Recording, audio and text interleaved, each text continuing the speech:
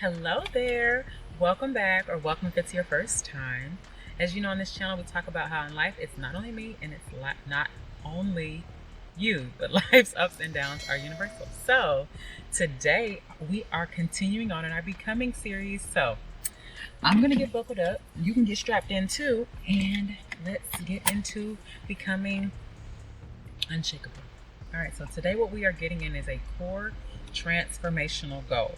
Remember, this series is all about becoming, and we are going to take it step by step. And together, we are going to become her.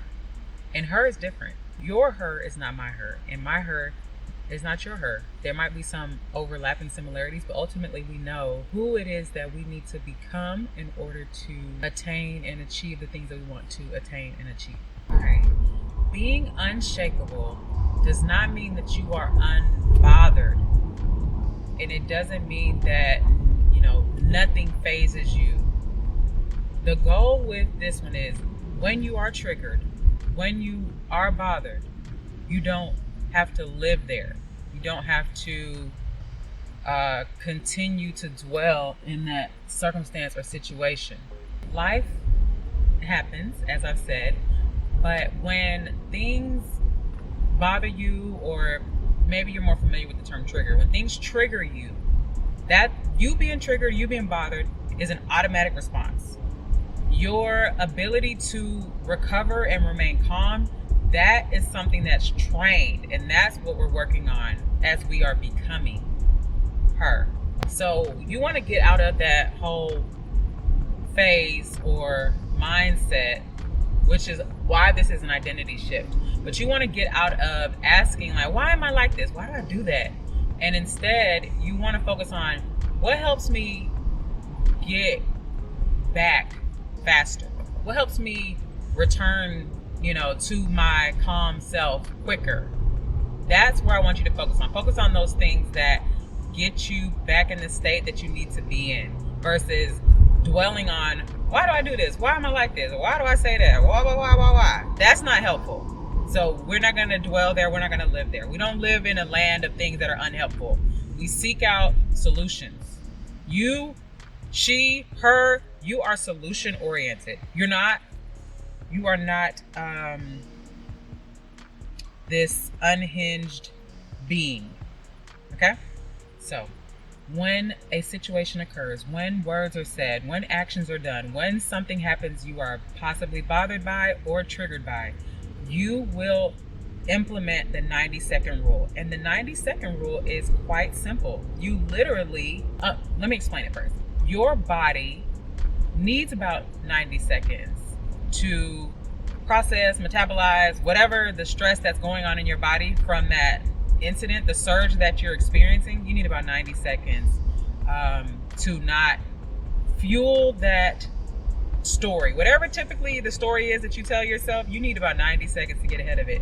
So here's how we're going to use those 90 seconds.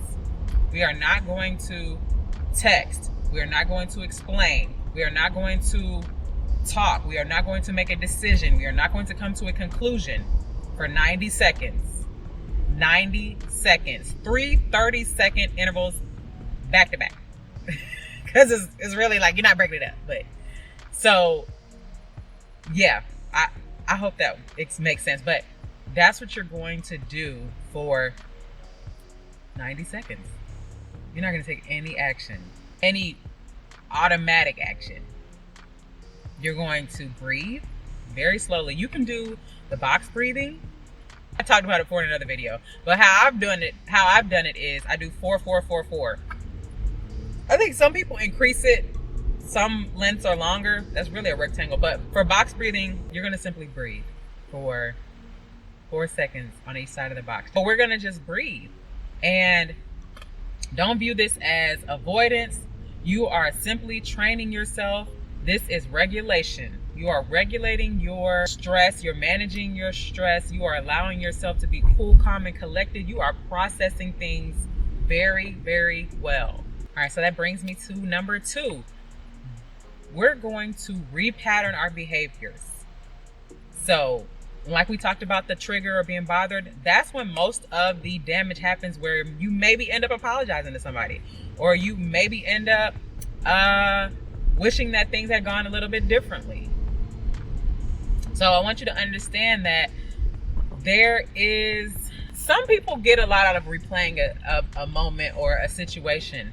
I'm not one of those people that's big on ruminating, because when you ruminate, you are giving yourself time to build a narrative that best suits you and maybe does taint your perception or your perspective a little bit on a situation. Hold on, y'all.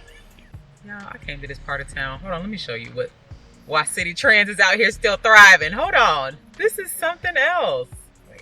Do y'all remember their commercials? CITI? Oh, fashion for less. Wow, they're really out here thriving. That might be before your time, maybe. I don't know. Maybe you're not familiar with city trends, but where I grew up, there was a city trends that was within walking distance, and we would walk there and get clothes that was fast fashion. Fast fashion. Didn't last. Okay, but anyways, back to building new patterns for yourself. Okay, like I mentioned though, with the no ruminating, right? So back to what we talked about with the 90-second rule. This is why that 90-second rule is so important, because what you otherwise used to do or would have done, within those 90 seconds, you would have reached a strong conclusion about how you were right, somebody else was wrong. You would have replayed it over and come up with 5 or 6 different scenarios, 5 or 6 different responses to the one scenario. You would have validated yourself. You would have got some reassurance from yourself. And you would have, like I said, rehearsed, ruminated, played it over again, whatever the argument or the word or the action or the look or the whatever gesture was external to you that caused the trigger and ultimately leads to the tailspin of thoughts and emotions and whatever else.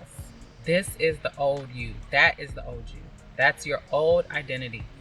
You are no longer that version, and you're going to do it one experience, one situation, one look, one thought, one response at a time. It's not going to happen instantly, but like we talked about earlier with training, you are going to train yourself. It's going to become second nature. Right now, it takes effort, but it is going to become second nature. I got confidence in you that you can do it, because I have confidence in me that I can do it, and I'm doing it, and you're doing it as well. So let's go into a real world example. So with this past scenario, someone says something to you, and whatever they say to you, for whatever reason, it hits a nerve, and you might not respond to them currently. Maybe currently you wouldn't respond to them, but what you would do is you would replay it all day or all night, especially all night, right? This might be the last thought that you allow yourself to eat on before you go to bed. And when you wake up, you are exhausted. You are very high strung, very reactive. You are likely to be rude or short or snappy with anyone. And this all spawned from something that happened the day prior that you are replaying. Now, if you redo this situation as the you that you are trying to become, the becoming you, you are going to feel the hit right away. Whatever is said, you're going to feel it, because that's the automatic part. You're going to feel what they say, what they do, whatever. You're going to pause. For how long? 90 seconds. Yes. Okay, we got this.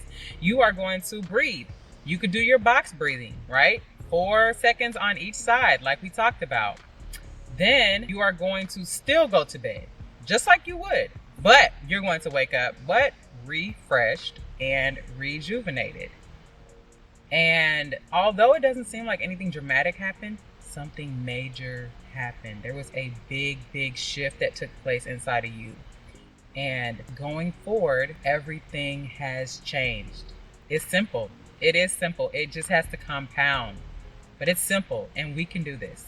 I don't know if you've heard this saying, but some people say you can be right and you can be dead right. So maybe we focused on being right in the past, and there is nothing wrong with wanting to be right. But what I caution you is, what is the cost of being right. It varies in different situations. So you have to weigh that out and you have to decide that. But what I will say is that if I'm striving for regulation, to be regulated, to be in line, to be at peace, to be able to perform as my best self, then that's a whole different goal that I'm striving for. So you have to ask yourself, let this be an anchoring question to you as you go throughout your day, throughout your life.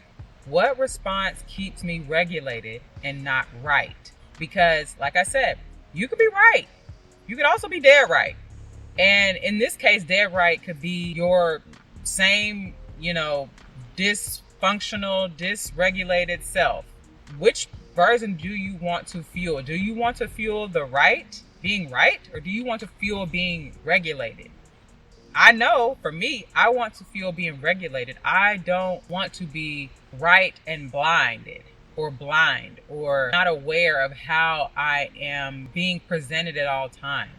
You can definitely let your guard down at home for the most part, but there's still people in your home typically that you do need to regulate yourself around. You do need to be considerate of how you respond or how you interact with them. All right, so I encourage you to give this practice a try.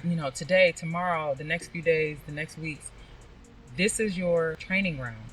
When you might be triggered, right? When you're triggered, I encourage you to take that 90-second pause. Pause for 90 seconds and ask yourself the question about what response keeps me regulated and not right? Because we're not striving to be right. We want to be regulated. And lastly, choose regulation over reaction. And I associate the word reaction with the word right because sometimes we can be so strong in our emotion because it's like, I'm right. You was wrong, and you can move with that type of conviction and you can speak with that type of conviction and you can interact with others with that type of conviction. But choose regulation over reaction at least one time every day. And one regulated response can rewire more than 10 emotional reactions. It has a great compounding effect. Me having one reactive interaction, it's strengthening the way that I have been wiring myself. But when I go against that grain and I say, I'm not going to do that, I have grown. I have advanced. I have taken a step up on the staircase to better me, better life, better everything. So I want to say to you that you do not become unshakable by being stronger. You become unshakable by recovering from external things faster, because we cannot control what happens outside of us. We can't. So if you've seen someone where they thought they had forgiven someone, or they thought they were past something, or they thought whatever, and then they come in contact with the person, or they are in an environment where somebody has a substance problem. They get in an environment where they are like, oh, I thought I was over that, but you just changed the environment. That's what you did. You haven't really won that battle. What you've done is you've gone into hibernation, or you've gone into avoidance. I think it's most impactful when I can face it head on and I can say, it's not gonna bother me. That's leveling up. That's growth. That's becoming. That is a identity change that is very much attainable. It just takes a little bit of practice. And you got this. You got this. I got this. We got this. So if you are aware of the type of things, the type of situations, the type of conversations that typically maybe knock you off your center or trigger you or bother you, right? Identify what has helped you come back or what will help you come back from those type of things. Because having that preparation allows you to not be caught off guard when the situation presents itself. A prepared person can go a lot farther than a reactive person.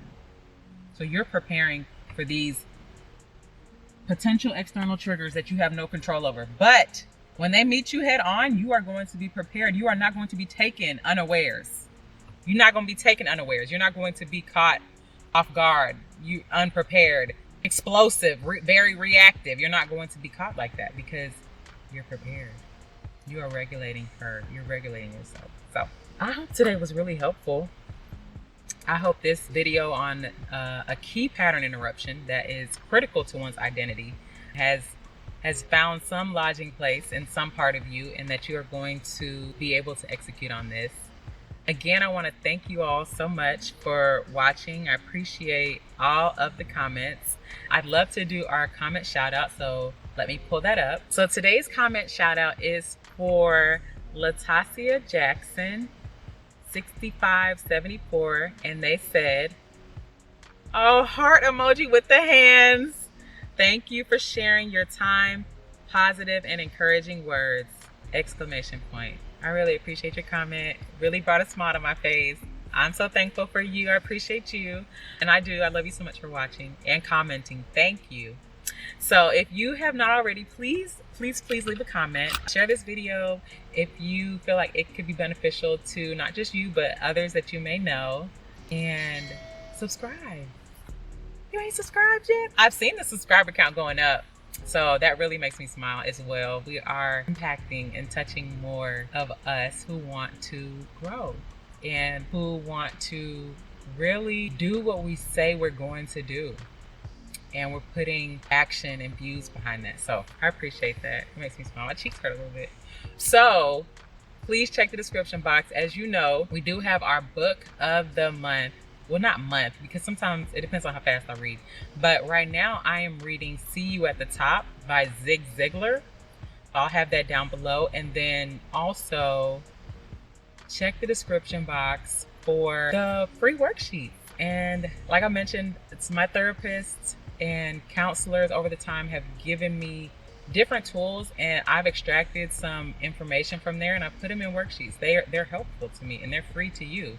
You can look at them on your phone, you can have them on your tablet, you can print them out, whatever you want to do, but use them, because there are so many benefits to putting pen to paper, writing down thoughts, reactions, taking the time to think through prompts. It's really helpful. So take some time to do that. And then also go take a look at the playlist. I've put together several playlists, several of which I was in the thick of it. But I was able to show up on this platform and share what was helping me real time. So take a look at the different playlists and select the one that you feel led to and the one that resonates the most with you, wherever you may be at in this journey called life. And I love you so much for watching. Thank you so much. And I'll see you in the next video. Bye.